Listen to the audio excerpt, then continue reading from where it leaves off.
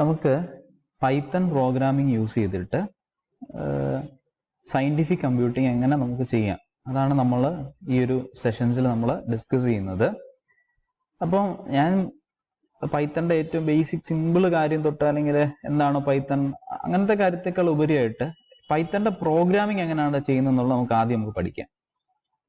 അപ്പോൾ Python programming എന്ന് പറയുന്നത് ഞാനിപ്പോൾ ചെയ്യുന്നത് കൊളാബിൽ, ഗൂഗിളിന്റെ കൊളാബിലാണ് ഞാനിപ്പോൾ ചെയ്യുന്നത്. ഗൂഗിൾ, നിങ്ങൾ ജസ്റ്റ് ഗൂഗിൾ ചെയ്താൽ മതി, കൊളാബ് ഗൂഗിളിൽ നിന്ന് അടിച്ചു കൊടുത്താൽ മതി. അപ്പൊ നിങ്ങൾക്ക് ഈ ഒരു ഇതിലേക്ക് പോകും. നിങ്ങളുടെ മെയിൽ ഐ ഡി യൂസ് ചെയ്ത് നിങ്ങൾക്ക് ആക്സസ് ചെയ്യാൻ പറ്റുന്നതാണ് ഈ ഗൂഗിൾ കൊളാബ് എന്ന് പറയുന്നത്. അവിടെ നിങ്ങൾക്ക് കോഡ്സ് നിങ്ങൾക്ക് എൻ്റർ ചെയ്യാൻ പറ്റും. അതേപോലെ തന്നെ നിങ്ങൾക്ക് വേണമെങ്കിൽ ഫോൺ മാത്രമുള്ളവരാണെങ്കിൽ നിങ്ങൾ നേരെ ഫോണിൽ പോയിട്ട് പ്ലേ സ്റ്റോറിൽ നിന്ന് ഗൂഗിൾ പൈത്തണിന്റെ ഒരുപാട് ആപ്ലിക്കേഷൻസ് കാണും. അപ്പം ഏതെങ്കിലും ഒരു പൈത്തണിന്റെ ഒരു ഐഡിയയിൽ എടുത്തിട്ട് നിങ്ങൾക്ക് അതിൽ ഈ പ്രോഗ്രാംസ് ഒക്കെ റൺ ചെയ്യാൻ പറ്റും. അപ്പൊ നമ്മൾ ചെയ്യാൻ പോകുന്നത്, നമ്മളൊരു ആപ്ലിക്കേഷൻ ലെവലിലേക്ക് പോകുന്നതിന് മുമ്പ് എന്താണ് ഇതിന്റെ ബേസിക് ആയിട്ടുള്ള കുറച്ച് കാര്യങ്ങൾ, അപ്പൊ അതാണ് നമ്മൾ ഡിസ്കസ് ചെയ്യാനായിട്ട് പോകുന്നത്. അപ്പൊ ആദ്യം ഞാൻ ഡിസ്കസ് ചെയ്യുന്നത് എന്താണ് പൈത്തണിന്റെ മൊഡ്യൂൾസ് എന്നുള്ളതിനെ കുറിച്ചാണ്. പൈത്തണിന്റെ മൊഡ്യൂൾസ്, ഇതാണ് നമ്മൾ ഡിസ്കസ് ചെയ്യുന്നത്.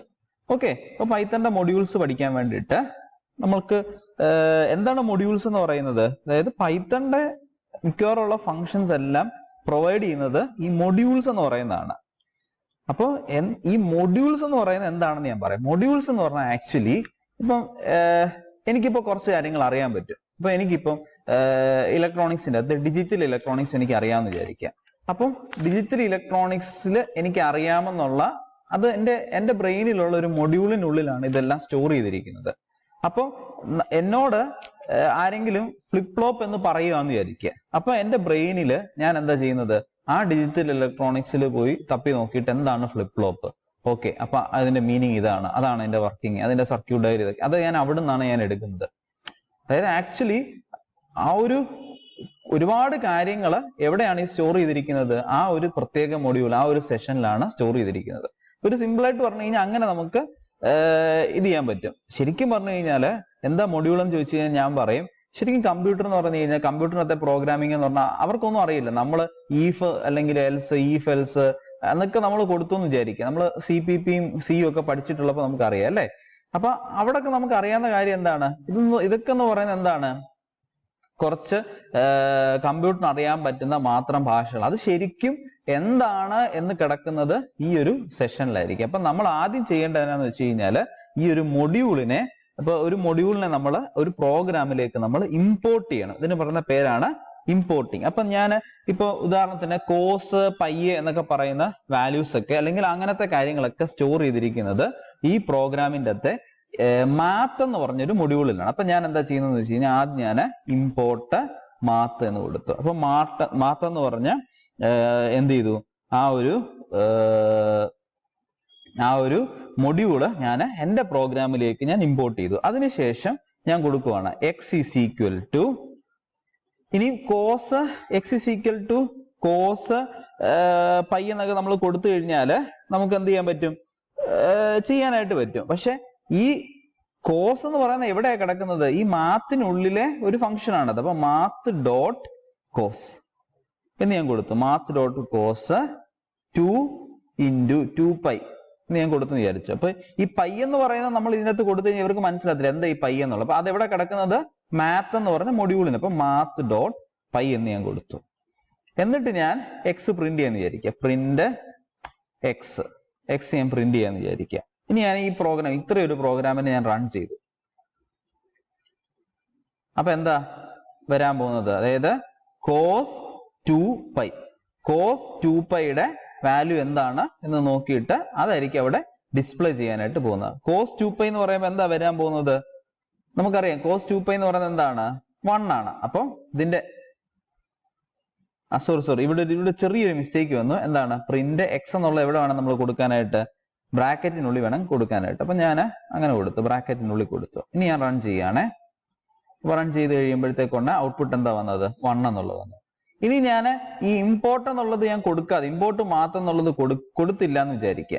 അതിന് പകരം ഞാൻ വെറുതെ കോസ് 2π എന്ന് കൊടുത്തു വിചാരിച്ചു. അപ്പൊ എന്തായിരിക്കും ഔട്ട്പുട്ടിൽ വരാൻ പോകുന്നത്, 2π എന്ന് കൊടുത്തു. എന്തായിരിക്കും ഇത് ഞാൻ റൺ ചെയ്യുമ്പോൾ എന്തായിരിക്കും വരാൻ പോകുന്നത്, അതായത് ഈ കോസ് എന്താണ്, പൈ എന്താണ് എന്നൊന്നും ആർക്കറിയില്ല, ഈ കമ്പ്യൂട്ടറിന് അറിയത്തില്ല, അല്ലെങ്കിൽ ഈ ഒരു പ്രോഗ്രാമിങ്ങിന് അറിയത്തില്ല. അപ്പൊ നമ്മൾ എന്താ ചെയ്തത്, ഈ ഒരു കോസ് എന്ന് പറയുന്നത് എന്താന്ന് പോലും മനസ്സിലാവില്ല. അപ്പൊ നമ്മൾ മാത്ത് എന്ന് പറഞ്ഞാൽ മൊഡ്യൂൾ ഇമ്പോർട്ട് ചെയ്തെങ്കിലും അതിൽ ഏതൊക്കെയാണ് നമ്മൾ യൂസ് ചെയ്യുന്നത്, ഈ കോസും പൈയും ആണ് നമ്മൾ യൂസ് ചെയ്യുന്നത് അല്ലേ.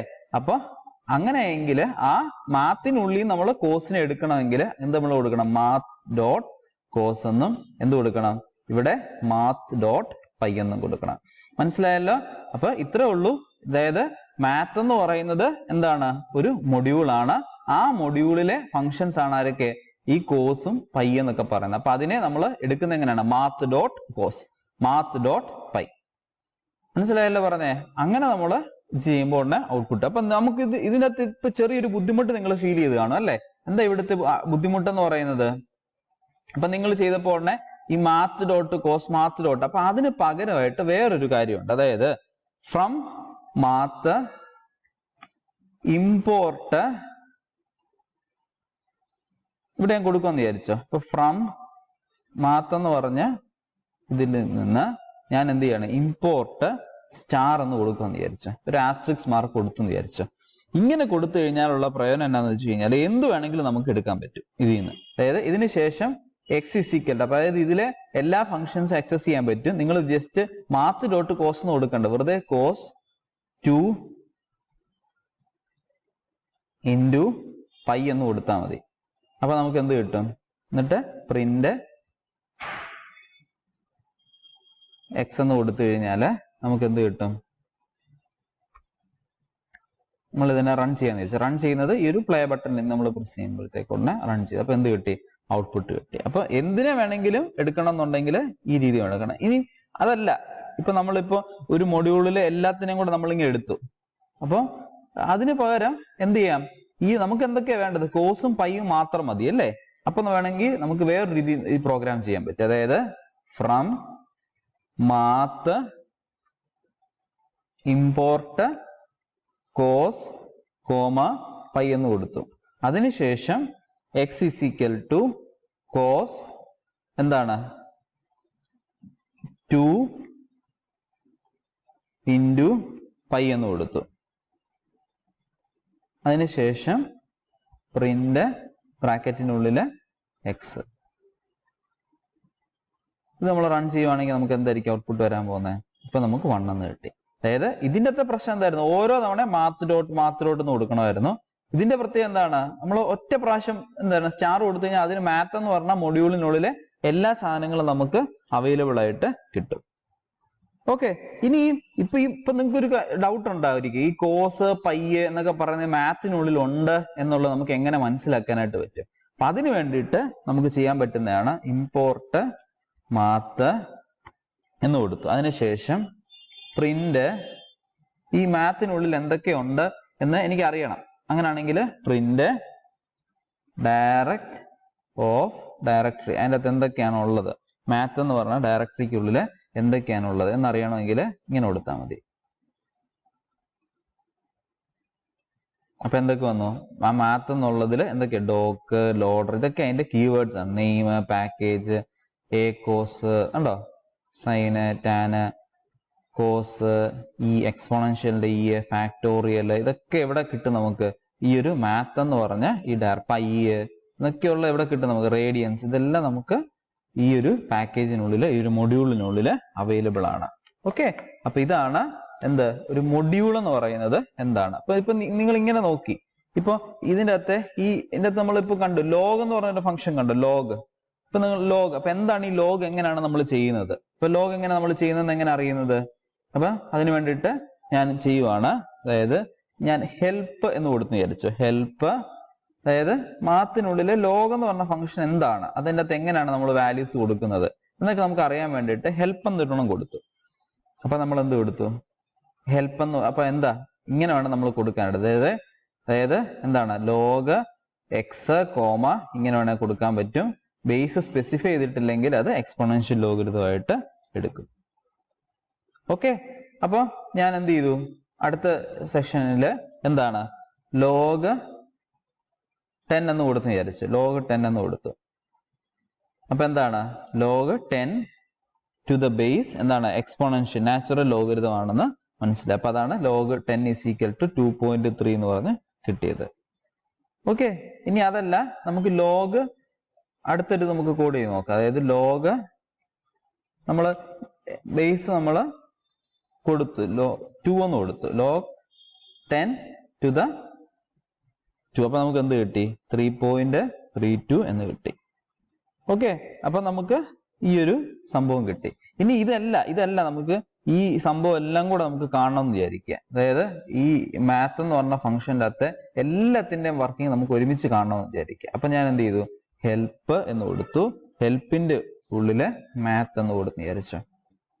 എന്നിട്ട് ഞാൻ റൺ ചെയ്യുകയാണ്.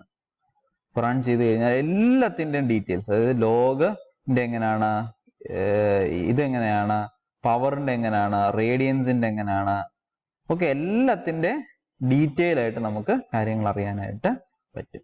അപ്പൊ ഇത്രയാണ് ഒരു എന്താ പറയുന്നത് പൈത്തണിനുള്ളിലെ മൊഡ്യൂൾസ് എന്തൊക്കെയാണ് എന്ന് മനസ്സിലാകുന്നത്. അതിലെ മൊഡ്യൂൾസിനെ എങ്ങനെയാണ് നമ്മൾ ഇമ്പോർട്ട് ചെയ്യുന്നത്, അതിൽ എങ്ങനെയാണ് ഫങ്ഷൻസ് നമ്മൾ ചെയ്യുന്നത്, ഇത്രയും കാര്യങ്ങളാണ് നമ്മൾ ഇന്ന് ഡിസ്കസ് ചെയ്തത്. അപ്പൊ അടുത്ത ദിവസം നമുക്ക് എന്താണ് വേരിയബിൾസ്, അതിന്റെ ടൈപ്സ് എന്തൊക്കെയാണെന്നുള്ളത് ഡിസ്കസ് ചെയ്യാം. Okay, thank you.